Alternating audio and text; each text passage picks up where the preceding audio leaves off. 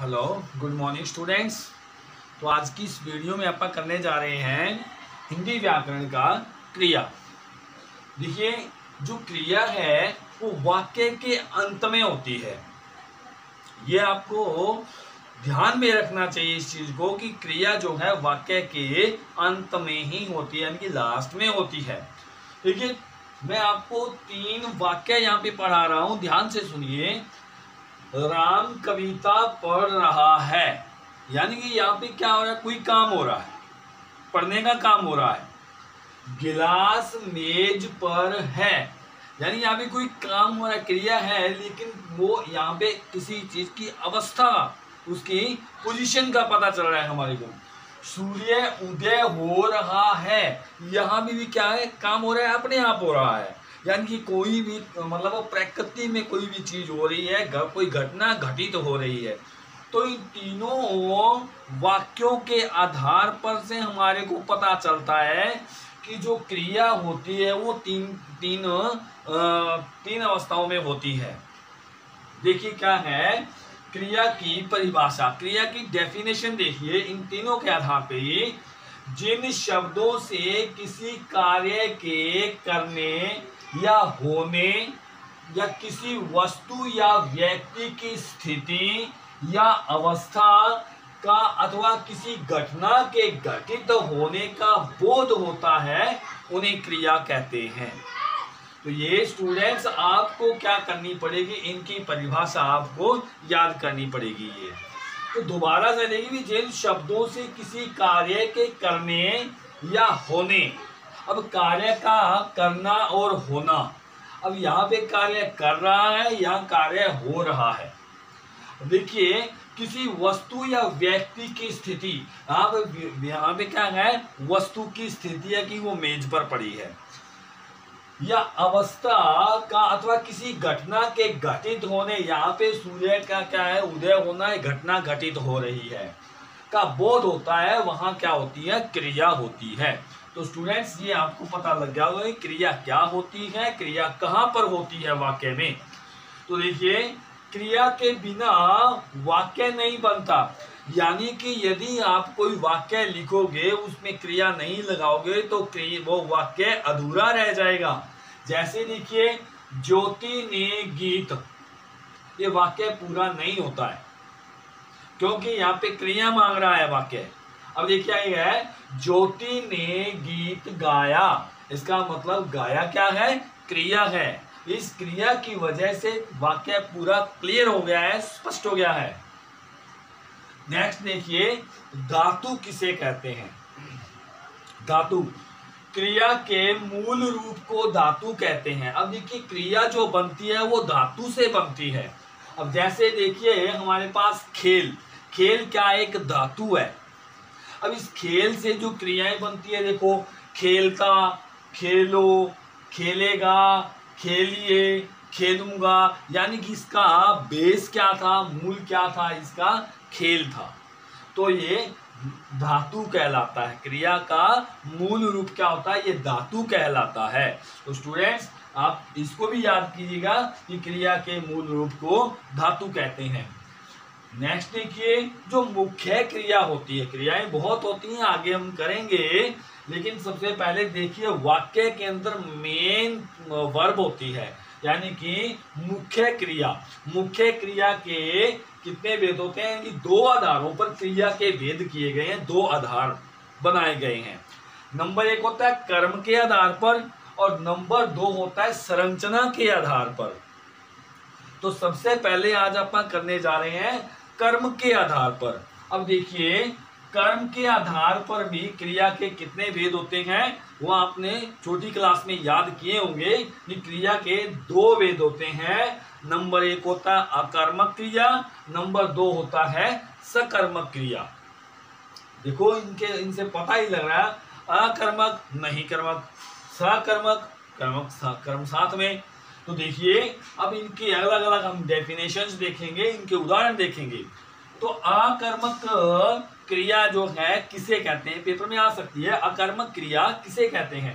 तो अकर्मक का अर्थ है कर्म के बिना, यानी कि कर्म के बिना। कर्म क्या होता है, यानी कि जो सेंटेंस में ऑब्जेक्ट होता है उसे ही क्या कहते हैं, कर्म कहते हैं। आगे अभी अपन करेंगे, बताएंगे अभी आपको। अर्थात जिन क्रियाओं के साथ कर्म का प्रयोग नहीं होता, जिन क्रियाओं के साथ कर्म का प्रयोग नहीं होता, वहां अकर्मक क्रिया होती है। यानी कि वहां पर क्या होता है, अकर्मक क्रिया होती है, उसे अकर्मक क्रिया कहते हैं। जैसे देखो, राम खेल रहा है। अब देखिए, राम यहाँ पे क्या है, सब्जेक्ट है। राम क्या है, सब्जेक्ट है। इसको हिंदी में क्या बोलते हैं, कर्ता। क्या बोलते हैं, कर्ता। और खेल ये क्रिया है, खेल रहा है, मुख्य क्रिया हमारी क्या है, खेल रहा है। यानी कि क्या खेल रहा है, फुटबॉल खेल रहा है, क्रिकेट खेल रहा है, किसके साथ खेल रहा है, वो हमारे पास यहाँ पे कर्म नहीं है, यानी कि ऑब्जेक्ट नहीं है यहाँ पर, इसलिए ये क्या है, अकर्मक क्रिया है। अब देखो, सीता बैठी है। सीता क्या है, यहाँ पे सब्जेक्ट है, और बैठी यहाँ पे क्या है, वर्ब है। इनके बीच में हमारे पास ऑब्जेक्ट नहीं है। सीता कहाँ बैठी है, किस पर बैठी है, तो ये क्या है, यहाँ पे अकर्मक क्रिया है। रमेश लिख रहा है। क्या लिख रहा है, कोई अता पता नहीं है। रमेश यहाँ पे क्या है, कर्ता है, और लिख रहा है क्या है, यहाँ पर क्रिया है। लेकिन यहाँ पे हमारे पास ऑब्जेक्ट नहीं है, यानी कि कर्म नहीं है, इसलिए यहाँ पे कर्म नहीं है, तो अकर्मक क्रिया है। अब अकर्मक क्रिया में क्या होता है, सब अकर्मक क्रियाएं कौन कौन सी, मैं आपको मेन बाय मेन बता रहा हूं। ये यदि वाक्य के पीछे लगी हुई होगी तो वहां पे क्या होता है, तो अकर्मक क्रिया होता है। देखो, उठना, गिरना, रोना, सोना, हंसना, डरना, मारना, चलना, दौड़ना, चमकना आदि, ये जो क्रियाएं होती हैं ये सारी की सारी क्या है, ये अकर्मक क्रिया है। नेक्स्ट हमारा है स्टूडेंट्स, सकर्मक क्रिया, यानी क्रिया के साथ कर्म का होना। कर्ता को करने के लिए जिस वस्तु की आवश्यकता होती है उसे कर्म कहते हैं। यानी कि जैसे देखो, सीता बैठी है। अब सीता कोई काम कर रही है, यानी कि सीता बैठने का काम कर रही है, उसके लिए किस चीज की जरूरत है, उसी चीज को क्या कहते हैं, कर्म कहते हैं। अतः सकर्मक का अर्थ है कर्म का साथ होना। तो सकर्मक का अर्थ क्या हुआ, कि कर्म का साथ में होना। तो अर्थात जिन क्रिया के साथ कर्म का प्रयोग होता है वे सकर्मक क्रियाएं कहलाती हैं। जैसे देखो, राहुल फुटबॉल खेलता है।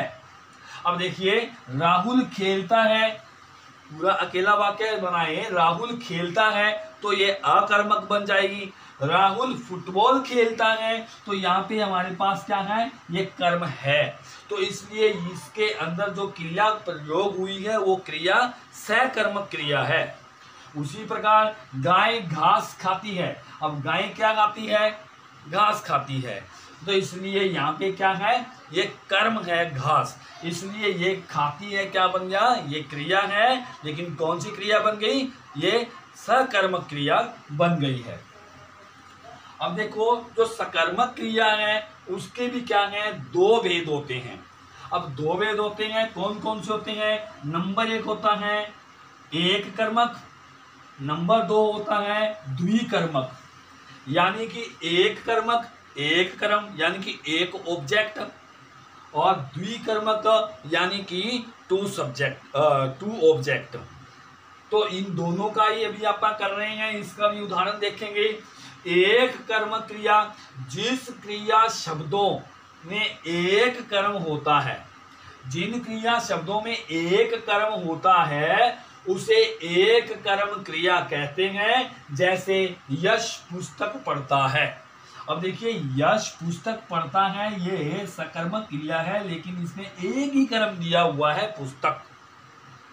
आगे देखिए, अजय पत्र पढ़ रहा है, अजय पढ़ रहा है, लेकिन पत्र पढ़ रहा है एक ही है, इसलिए एक ही क्या है, कर्म है यहाँ पर। तो ये क्या है, यहाँ पे एक कर्म का सकर्मक क्रिया है। नेक्स्ट देखिए द्विकर्मक क्रिया, वे क्रिया शब्द जिनके दो कर्म होते हैं, दो ऑब्जेक्ट होते हैं, उसे द्विकर्मक क्रिया कहते हैं। जैसे देखो, राम ने राहुल को उपहार दिए। अब देखो, राम ने क्या है, दिया है कुछ, राम ने दिया है, देने का काम हो रहा है। अब देने का काम हो रहा है, ऑब्जेक्ट कितने यहाँ पे, दो हैं, एक तो है राहुल और एक है उपहार। ये दोनों के दोनों क्या हैं, ऑब्जेक्ट हैं। तो ये क्रिया क्या हुई है, देने की क्रिया हुई है। देने की क्रिया हुई है तो राहुल इसमें पहला कर्म है और उपहार दूसरा कर्म है इसमें। ऐसे देखो, सीता ने राम को पत्र लिखा।